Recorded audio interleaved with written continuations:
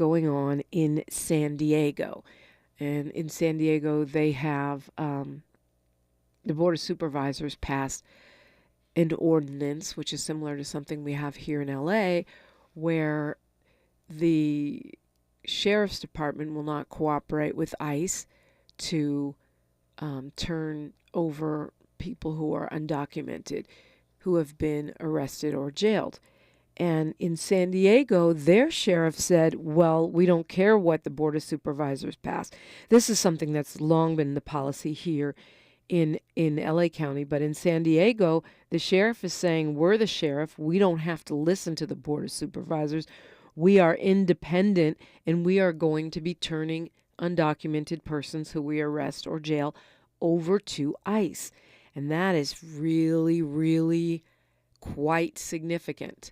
That is something that I believe we could see not just throughout California, where we have a network of MAGA sheriffs, a network of sheriffs who are suspected white supremacists, a network of sheriffs who, the cowboy hat guys, we've talked about this before. Alex Villanueva was an example of the cowboy hat guys, although he lied and pretended to be a Democrat and tricked a lot of us, and then popped out and showed us that he was actually a little Trump wannabe. That's one of the reasons he did not get reelected. But in places like San Diego, certainly San Bernardino, you see these MAGA cowboy hat sheriffs. And apparently San Diego County has one, a female one named Kelly Martinez, and she says, F the Board of Supervisors, we are a standalone agency. Well, I'm not sure how it works there. Here in LA, the County Board of Supervisors technically oversees the sheriff, right? They approve their things, deputy gangs.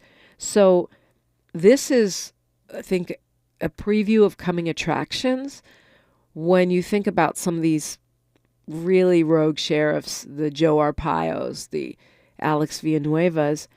It is true, the sheriff here in LA County, and I assume everywhere, is its own department.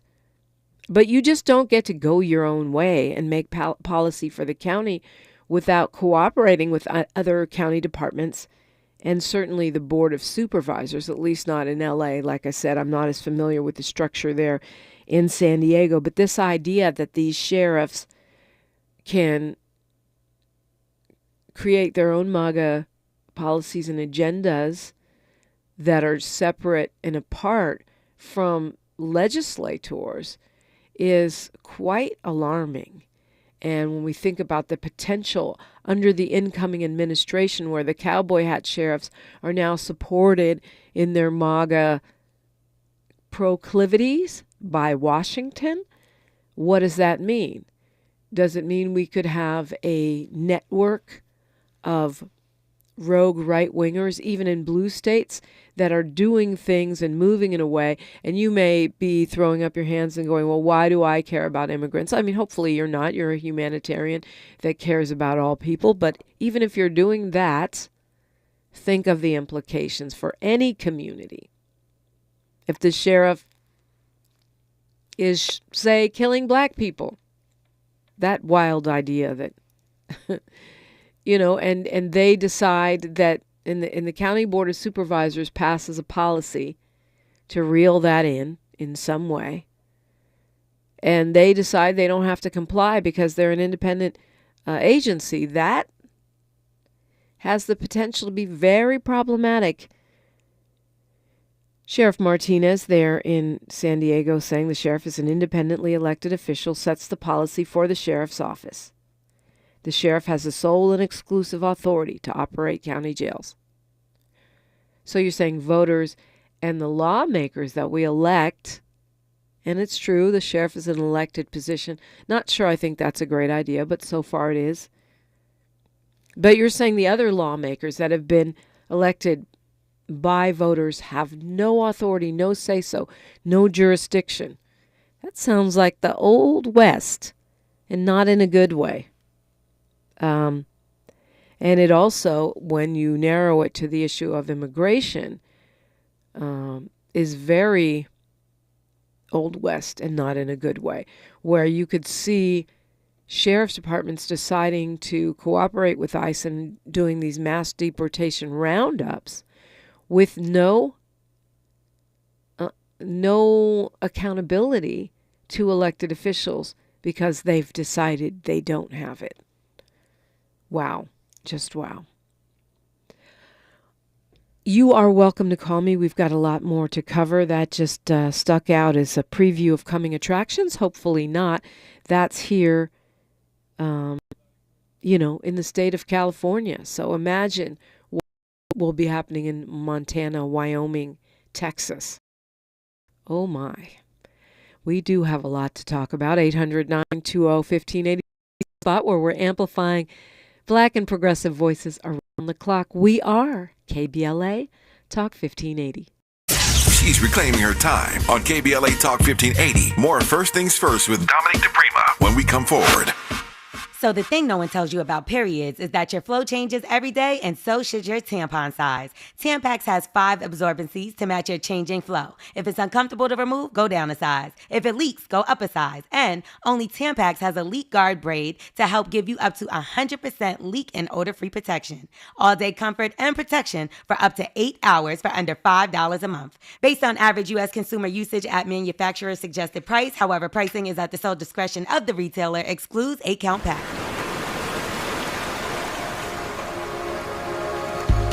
On behalf of the Ayers family, KBLA Talk 1580 announces the public funeral services for our very own Robin Ayers on Saturday, December 21st, 12 noon, in the living room at the Faithful Central Bible Church, 400 West Florence Avenue in Inglewood.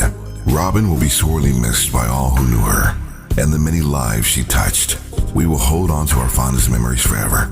Family and friends are invited to come celebrate Robin's joyful life Saturday, December 21st at 12 noon in the living room at Faithful Central Bible Church, 400 West Florence Avenue in Inglewood. KBLA Talk 1580 extends sincere condolences to the Ayers family. Robin will always be in our hearts. I never told you all I wanted to say.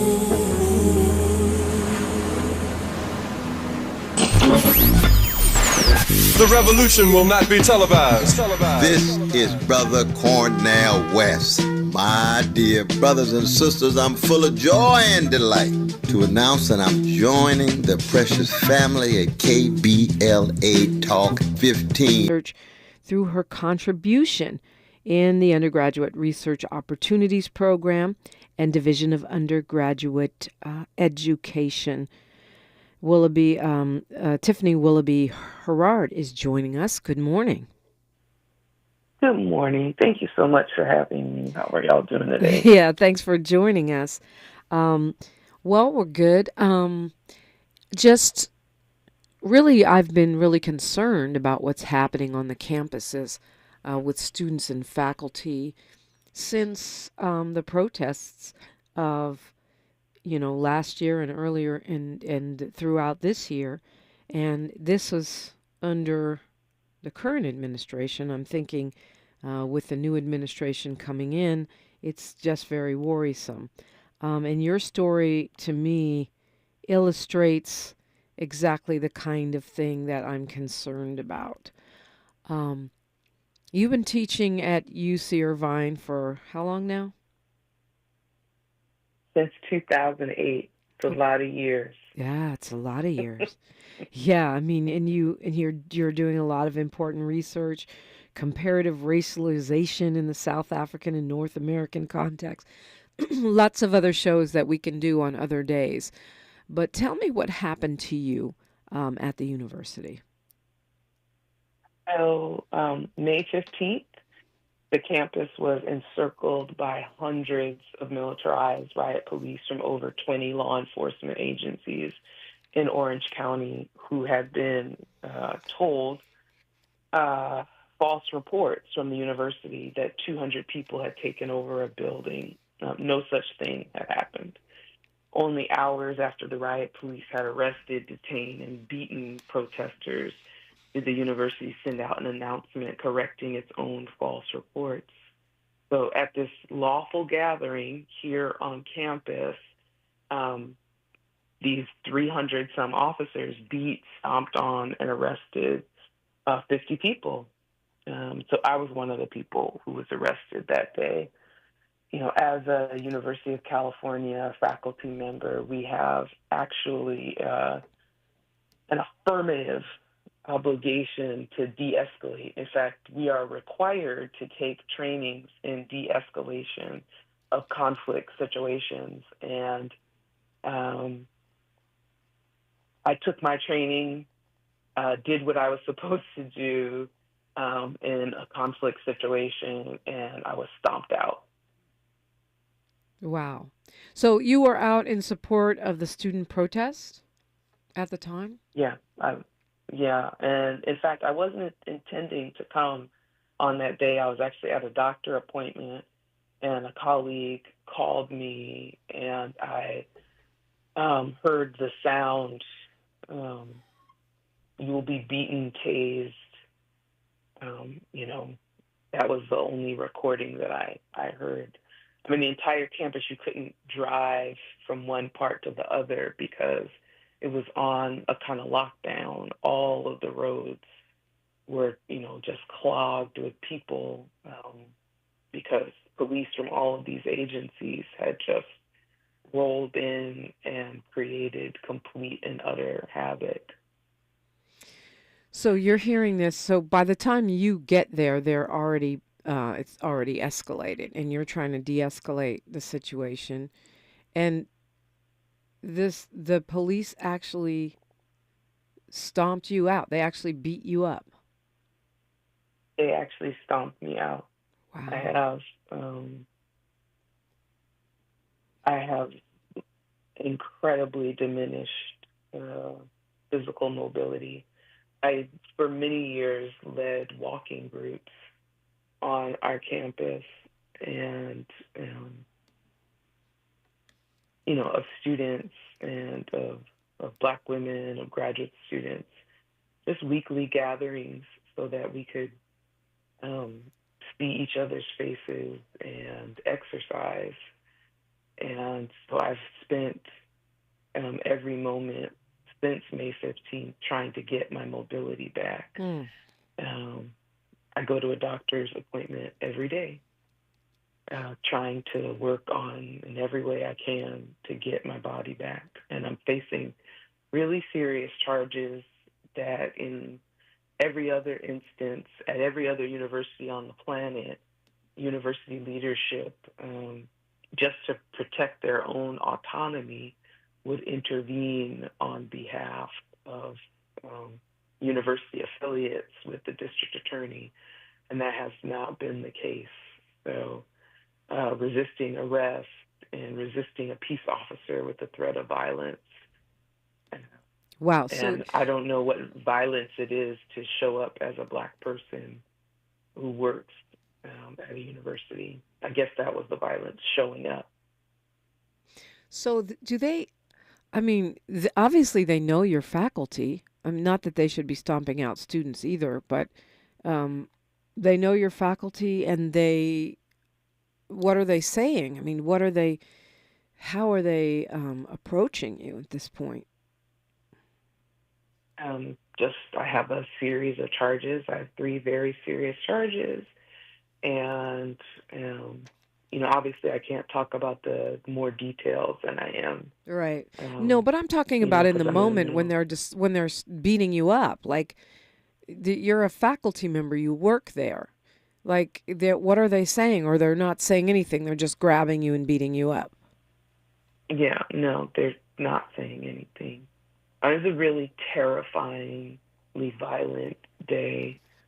And not just like an overwhelming, like overkill kind of response, but it was a real dereliction of duty on the part of, all kinds of administrators who earn hundreds and hundreds of thousands of dollars a year, because no one could reach the lead executive officer of the campus, who invited the police. And, no one could reach them and say, there is no building takeover. This is a peaceful gathering. This is a lawful gathering. But I just want to say something about our encampment. It happened far later than most of the ones around the country. And there's a history here in Orange County. In 2004, Arab and Muslim students were banned on campus for trying to do a Palestine Education Week. In 2010, a group of students stood up, and each person during a public lecture said one word like justice or freedom. And those 11 students were escorted out, and all of them were put off campus. And the Muslim Student Union was banned. There has been surveillance. The campus has never sanctioned anti-Palestine vigilante organizations that come onto campus. They have never asked them to leave campus. The first day of school this year, myself and the other people who were arrested, most of whom were community members, were doxxed. So giant billboards were rolled across campus with the language, our names and faces, and it said UCI's leading anti-Semites. My grandmother and grandfather for their entire lives did interfaith work. My grandmother met with a group of Muslim and Baha'i and Jewish people in New York for their entire adult lives. That's how they got public housing built for Black people in Roslyn, New York. And when I learned about the doxing event, the only thing I could think about was the shame in my grandmother's eyes if she could see that image when she had worked so hard to build a space for people of different faiths to work together for civil rights and for human rights. That's what the encampments were. I mean, that's scary. They're driving around campus with your picture, your address, just doxing you. This is UC Irvine, and these are not obviously faculty. These are not students that are doing this. These are outside groups. Yeah. Every instance that I've just shared, the 2004 instance in particular, whenever there's, in the springtime on University of California campuses, it's usually student awareness weeks. And so student groups will take a week and they'll have spent all year long raising money to bring in a keynote speaker, and they'll, make placards, and they'll, do teach-ins, just regular undergraduate education stuff. That's what springtime is like in the University of California system. Students lead in all different kinds of pro-social, productive ways. They lead campaigns that they've worked on all year long so that they can actually leave a positive mark on the campus. Hold that thought, Professor. We're talking with Tiffany Willoughby Herard. We have news, traffic, and sports right now, but we'll continue this conversation when we come forward on KBLA Talk 1580. More of First Things First with Dominique DiPrima when we come forward. I'm Bree Wood with 4 things you should know from BIN News. Police are investigating a mass shooting in Towson, Maryland that left 1 dead and 9 injured. The incident, believed to be targeted, occurred outside a funeral home. Police are determining the motive and suspects. Luigi Mangione is being indicted for the killing of United Healthcare CEO Brian Thompson. He faces 20 years to life in prison if convicted of first-degree murder. The indictment includes a dozen charges, including first- and second-degree murder, as well as several weapons charges. A federal judge denied President-elect Trump's request to expedite his lawsuit against journalist Bob Woodward over audio recordings from interviews for Woodward's book, Rage.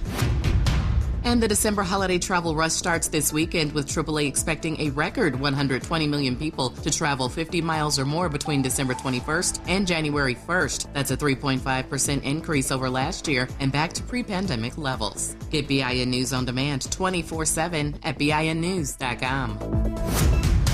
New deals just dropped at Lowe's. Get up to 50% off select holiday decor clearance. Plus, save with weekly deal drops on appliances, tools, and more. Valid 12/12 through 12/18 while supplies last. Selection varies by location. This is the KBLA Sports Minute with Ray Richardson. More road games are coming up for Bronny James. LeBron's son will play with the South Bay Lakers in the G League Showcase this week in Orlando. When Bronny was assigned to South Bay in November, the original plan was to limit him to home games only. In South Bay's last 3 games, 2 of them on the road, Bronny is averaging 20 points, 3 rebounds, and 2 assists. First game for South Bay in the 4-day showcase is Thursday. The Milwaukee Bucks were 2-8 in November. Last night, they won the NBA Cup championship in Vegas. They beat Oklahoma City 97-81. A monster triple-double for Milwaukee's Giannis Antetokounmpo, 26 points, 19 rebounds, and 10 assists. Former NFL star Michael Vick, a sensational quarterback back in the day, will be the new head football coach at HBCU Norfolk State.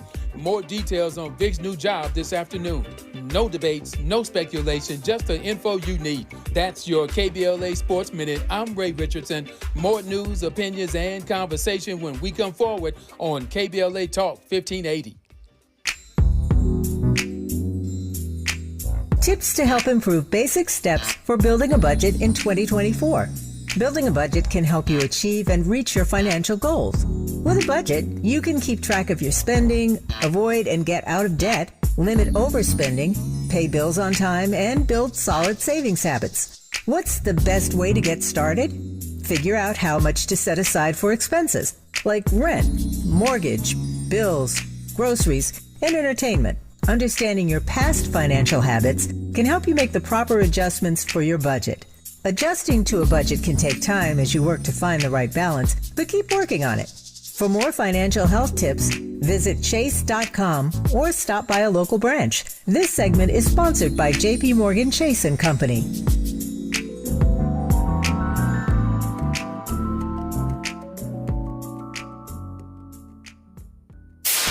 KBLA Talk 1580. We've got a lot to talk about. KBLA Talk 1580, connecting you with services and solutions. The Los Angeles Regional Food Bank is on a mission to fight hunger and provide nutritious food to those in need across our community. They partner with federal, state, and local programs advocating for better policies and funding for critical hunger relief programs like Cal Fresh, the Emergency Food Assistance Program, and the Child and Adult Care Food Program. The food bank works with coalitions and local representatives to make sure hunger is addressed in every district of LA County. They also run nutrition education campaigns, raise hunger awareness, and source nutritious food for distribution, all while supporting regulations that allow food pantries to operate safely. Want to help? Visit lafoodbank.org or call 323-234-3030 to volunteer or find a food bank near you. Together, we can ensure that no one goes hungry in Los Angeles County. This is a community call to action from KBLA Talk 1580. You okay? I can't sleep with this cough. Sounds like you need to vaporize that cold. Vaporize? Yeah, with NyQuil VapoCool. It's NyQuil plus a rush of Vicks vapors. Whoa. So you ready to get some sleep? Thank you, NyQuil VapoCool. NyQuil VapoCool, the vaporizing nighttime coughing, aching, fever, best sleep with a cold medicine. And to vaporize sore throat pain, try Vicks VapoCool drops. Use as directed. Keep out of reach of children. Keep hope alive. Keep hope alive. Keep hope alive. Hi, I'm Jesse Jackson Jr. You've been hearing me guest host here on KBLA Talk 1580, and I'm having a blast. But I'm excited about joining the official lineup here at KBLA Talk 1580 starting Monday, January 6th at 1 p.m. Start your day with First Things First and Dominique DiPrima at 6 a.m. Check out Tavis Smiley at 9 a.m. Tune into Truth Time with Dr. Cornell West and Nina Turner at 12 noon, and then tap in with me on The Jesse Jackson Jr. Show at 1 p.m. weekdays. I served 17 years in the U.S. Congress, and I can tell you it's going to be a rough 4 years, so let's navigate this journey together. It's The Jesse Jackson Jr. Show, starting Monday, January 6th at 1 p.m. on KBLA Talk 1580. We've got a lot to talk about.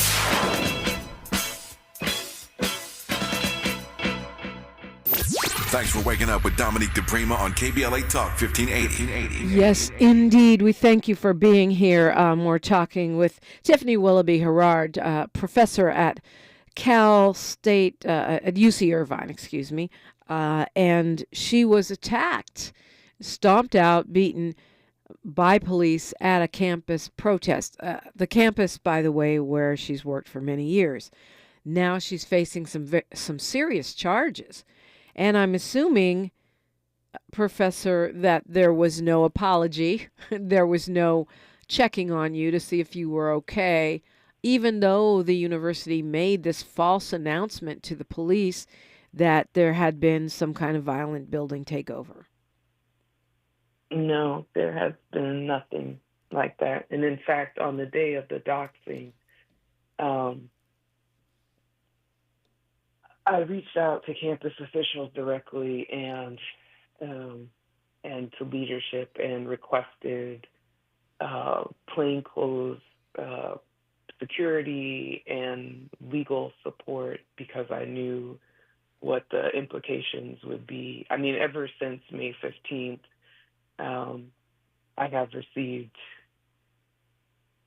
rape threats, death threats, and, you know, people really go into social media and use it to make your life hell. And no, what I have received is a lot of love and meal trains from staff and faculty, and I really appreciate that. And I want to name that because when you get in crisis, it's community that shows up. But no, there has been no attempt from leadership to acknowledge what happened. Hell, to even sit in a talking circle and say, we made a mistake, we tried to undo it, and now you're bearing the cost for it. I mean, it was terrifying violence. And to respond to student leadership and student attempts to be servant leaders in the society, to respond to students learning how to contribute by creating learning spaces for practicing democracy, that's like being afraid of the mission of the university itself. When you respond to that by calling in riot police, that's like you have just given up the whole point of university life. Yeah, I think so. When you call in police, that's like, you know, what they did at Tuskegee University, and people get killed. It's what they did at Rhodes. It's what they did at Kent State. It's what they did at all the universities in Ogun State in Nigeria. Like, when you call in police, people get killed. And we saw it at UCLA. I mean, I was just so disturbed by the way they called in police agencies, beat up students, arrested students and faculty, and then when an outside group came and started beating up students, police stood by for hours and watched that happen. Molly Bell is in the chat, and she says, "What should be done, Sister Tiffany? Trump's folks are organized. Many don't know the truth." She says, "Take care of yourself." She wants to know the name of the organization, how she can support you in prayer, and what you're asking of the community. Thank you so much for that question directly, Molly Bell. I really appreciate it. The district attorney of Orange County needs to drop the charges for all of the 50 people who have been charged. They need to drop these charges. They need to stop wasting the people of the state of California's money. They need to stop this. And an enormous amount of calling and letter writing needs to be brought to bear on the University of California, Irvine administration so that they will do what they have done and what any educational institution does for its affiliates when there's any kind of criminal proceeding. They step in and they adjudicate so that it does not become something that is a burden for the state. That's not how universities do things. They are supposed to protect their own affiliates, not turn the police on their affiliates. I can't tell you how many times on this campus there have been racist, just incredible incidents, and haven't been able to get police support. You know how many times there have been acts of sexual violence and haven't been able to get police support. And, as a faculty member who has been called in by the very same administration to speak at, Pulse nightclub rallies and to help, I don't even have words. I just don't have words. But I need community support to demand that these charges be dropped. It's over. And I need people to not consent to genocide in Palestine. I'm not going to comply with genocide. I'm not going to agree with genocide. I'm not going to make excuses for genocide. I'm not going to look away from genocide. And the protest that students at UCLA and UC Irvine and UC Riverside and UC Santa Barbara and UC Berkeley and all up and down, what people were protesting by saying, show us the financial records, they were doing whistleblower work.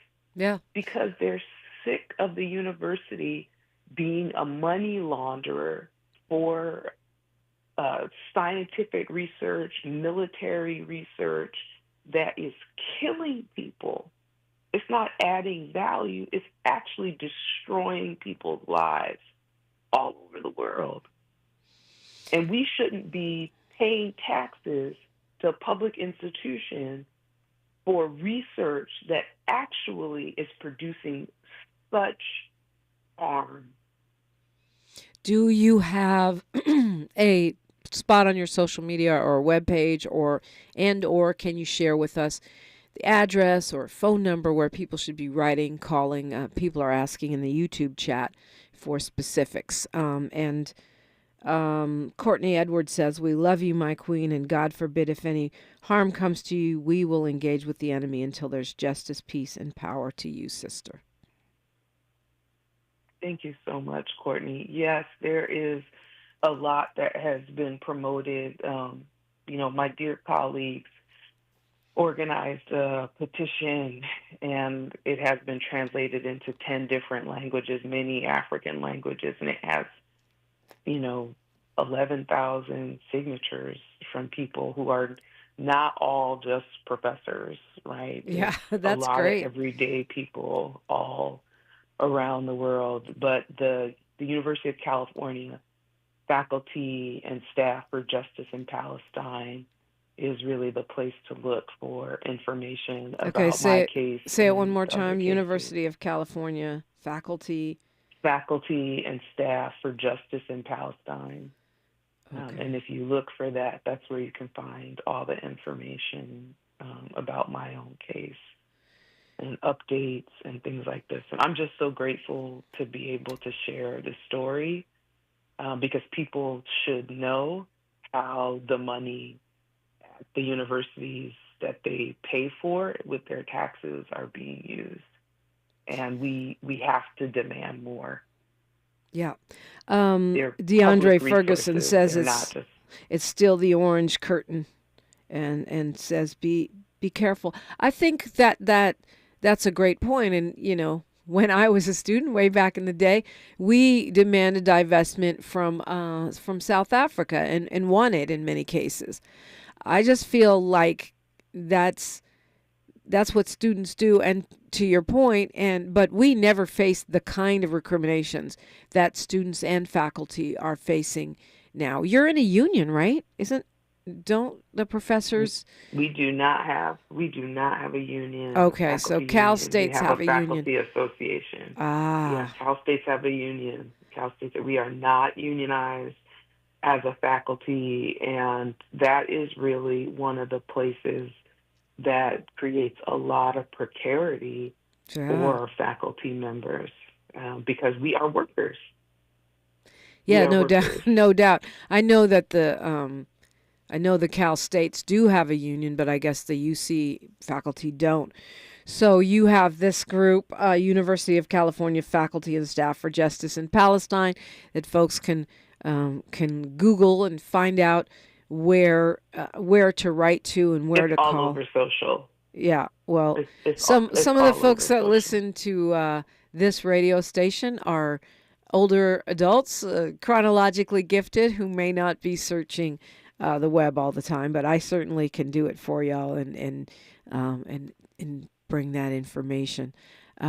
We're talking with Tiffany Willoughby Herard, a professor, a longtime professor at UC Irvine, who was attacked on May 15th by police who were called to the campus under a false premise, and she's now facing serious charges along with 50 others. We'll continue this conversation when we come forward on KBLA Talk 1580. A safe place to go loud. A great place for progressive politics. KBLA Talk 1580. I love spreading joy with gifts this time of year, but I try not to spread my budget too thin. Luckily, Kohl's has come through for me once again. I just went and used a 25% off coupon to score so many great gifts under $20, like cozy pajamas and fleece, amazing gift sets, and beauty must-haves. So if you're looking to give more for less this season, get to Kohl's. Select styles, offers end December 24th. Some exclusions apply. See store or Kohl's.com for details. Add confidence to every holiday adventure and get it done with a rugged and capable Chevy truck or SUV. Now during Red Tag, get 0% APR financing for 36 months on select Chevy models when you finance with GM Financial. Chevrolet, together, let's drive. Offer available on all 2025 Equinox and 2024 Equinox EV, Blazer EV, and Silverado EV models. Monthly payment is $27.78 for every $1,000 you finance. Example down payment is 26.8%. Must finance with GM Financial. Some customers may not qualify. Not available with lease and some other offers. Take new retail delivery by 1/2/25. The holidays can be a time of increased stress for those struggling with opioid or stimulant addiction. They can also be a time for pause, reflection, opportunity, and new beginnings. This holiday season, choose treatment and recovery. Embrace the company of family and friends and create special moments. Find a proven opioid or stimulant addiction treatment provider near you at choosechangeca.org. KBLA Talk 1580. We've got a lot to talk about.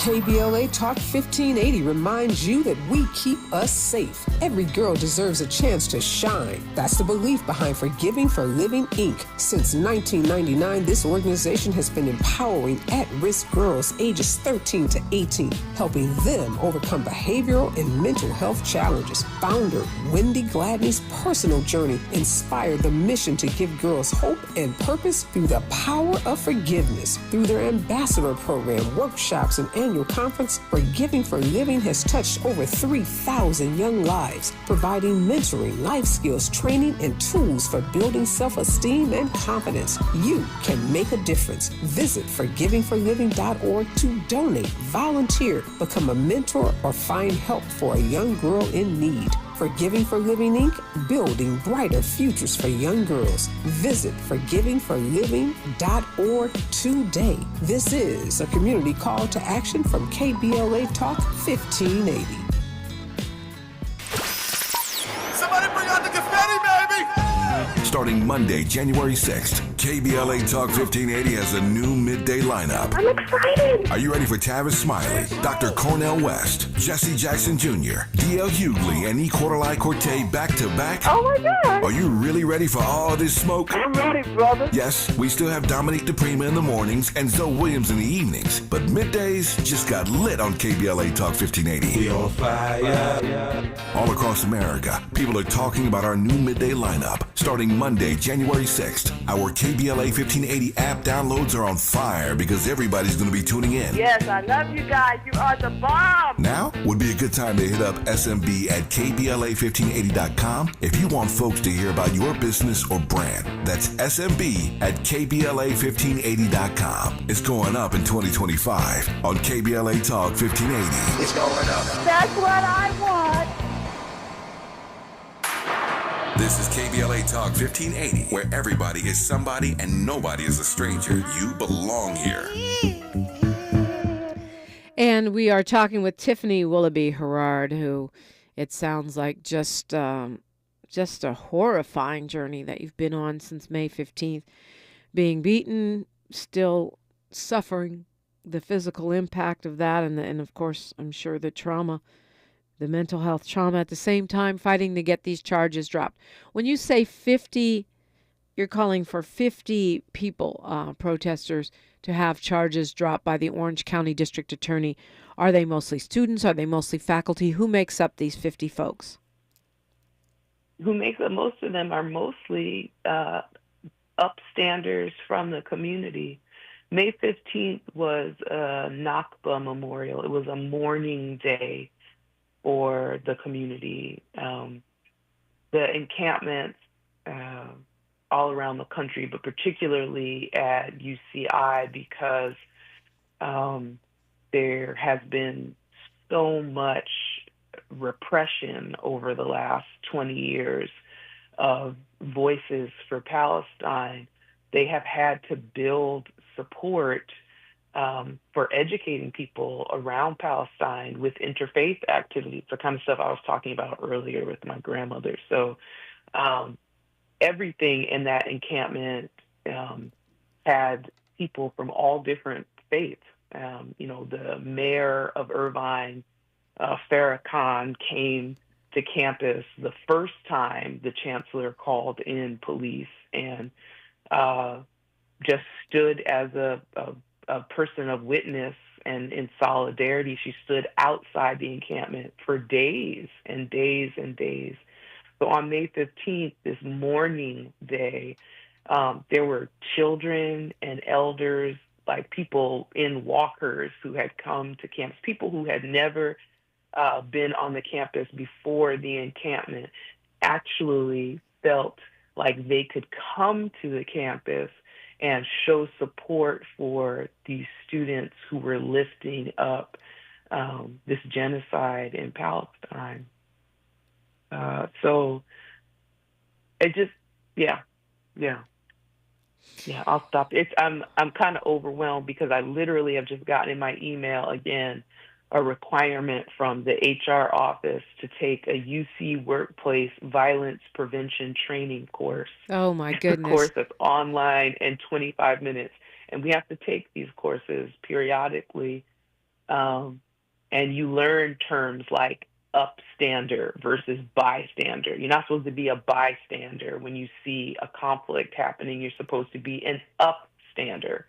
So the people who were arrested were upstanders. That's language that's, university speak language. That's not common language. That's right. Something I learned in trainings on campus. People who showed up to upstand were arrested and beaten. And the campus swatted 22 policing agencies and hasn't apologized for that yet either. Now, couldn't the university step in and advise the district attorney that they don't wish to move forward with these cases, or at least put in some kind of letter of support stating that they made an error? Absolutely. That's a very easy thing. And it's the typical thing for universities. In terms of jurisdiction, one jurisdiction does not typically give their power over to another jurisdiction. It diminishes their capacity. It makes them look bad. It's a very bad look to have some other police force come in and have to handle your business. You have a large infrastructure You have people all over the campus with PhDs in student development who know that student-led spaces are how students learn, right? In my classes, students are sent to do all kinds of things, like I will send them to archives to go learn independently. I will send them to the Pan-African Film Festival to learn independently. I did not send them to build encampments. This was something that students developed on their own because they wanted to raise awareness. They wanted to raise awareness. And community members, again, who pay for the University of California, came to campus on May 15th to publicly be able to mourn the genocide in Palestine. And people were beaten by public employees. They were beaten by their friends and neighbors who they pay. The people of California pay my salary. They also paid the salary of the officers who stomped me out. Meanwhile, you're teaching, you're expected to teach and work and go about your business as if you were not savagely beaten and now facing charges. That's right. That's right. And do we have any dates, trial dates, or anything where folks can show up for court support or anything that we should be tracking? Yeah, the trial dates are ongoing. My next court date is January 16th, but the way that the district attorney has handled it is every single arrestee, including one person who they saw in footage, they have not released any of the police cam video footage to any of us so that we could actually prepare proper defense for ourselves. So That we don't sounds have illegal. access to that. It sounds illegal. And common, like vulgar and common. That's what it sounds like to me as well. So there were 49 people who were charged originally, and then one extra person who was added to the list that makes up 50. And they bring us in every couple of days. And so it's like each time I have to go to court, it's with 2 or 3 different people. In the first batch, the first time I had to go to court back in September, I only learned about it as it was being reported on in the LA Times. In my mailbox on campus, I received the notification from the district attorney literally at the same time that I was reading the LA Times. Wow.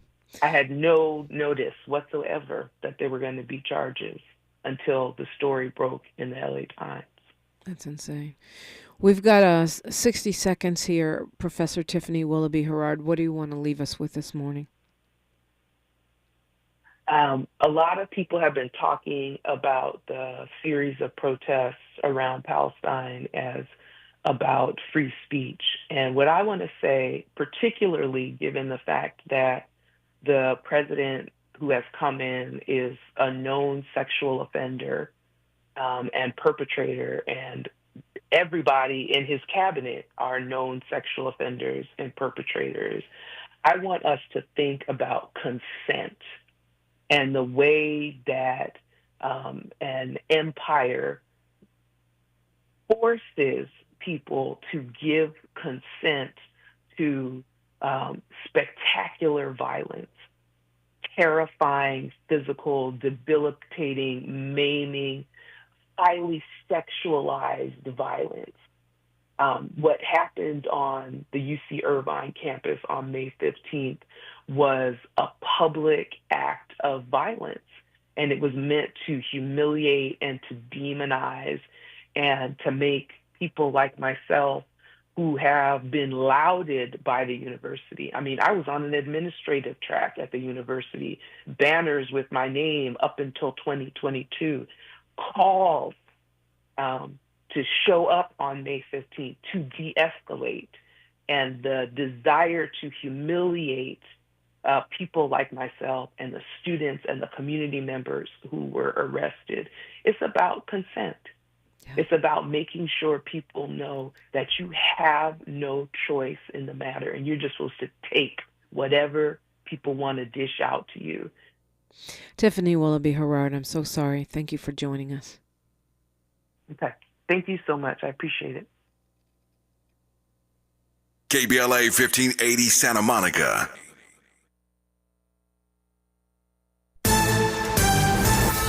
I'm Bree Wood with 4 Things You Should Know from BIN News. Police are investigating a mass shooting in Towson, Maryland that left 1 dead and 9 injured. The incident, believed to be targeted, occurred outside a funeral home. Police are determining the motive and suspects. Luigi Mangione is being indicted for the killing of United Healthcare CEO Brian Thompson. He faces 20 years to life in prison if convicted of first-degree murder. The indictment includes a dozen charges, including first- and second-degree murder, as well as several weapons charges. A federal judge denied President-elect Trump's request to expedite his lawsuit against journalist Bob Woodward over audio recordings from interviews for Woodward's book, Rage. New deals just dropped at Lowe's. Get up to 50% off